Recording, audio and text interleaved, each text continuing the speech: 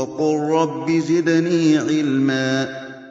Le messager d'Allah sallallahu alayhi wa sallam a enseigné, a indiqué vers une qualité qui aide et qui est nécessaire pour l'obéissance d'Allah. Et pour avoir ce contentement et le fait de se passer des gens. Quelle est cette qualité? L'endurance, la patience. Quelqu'un qui ne patiente pas dans l'adversité, dans l'obéissance d'Allah, face aux interdits d'Allah, il ne peut pas se passer des gens. Il ne peut pas éviter de tendre la main, car il n'est pas patient. Dès que le besoin il le touche, il tend la main. Il n'arrive pas à patienter. Et c'est cette patience-là qui lui donne cette richesse d'âme.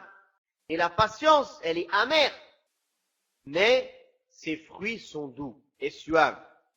Quand le prophète sallallahu alayhi wa sallam a dit, dans le hadith sahih, l'aumône est une lumière et la patience est Briya, les ulama, ils disent, c'est une lumière accompagnée de chaleur.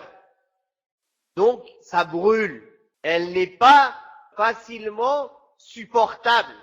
Donc oui, c'est une lumière qui t'illumine dans ta vie. Mais cette lumière, elle est accompagnée de chaleur. Imagine-toi que tu devrais tenir une lampe très chaude, dont tu as besoin dans le noir.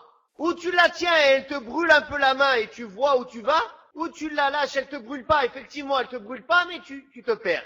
Voilà la patience. Au début c'est amer, mais ses fruits sont suaves et doux. C'est pour ça le messager d'Allah sallallahu alayhi wa sallam nous a enseigné que celui qui s'efforce à patienter, Allah subhanahu wa ta'ala l'aidera à patienter. Et cela montre une chose essentielle, que dans la religion, rien ne s'obtient sans effort. Comme il est venu dans un autre hadith, la science ne vient qu'en apprenant.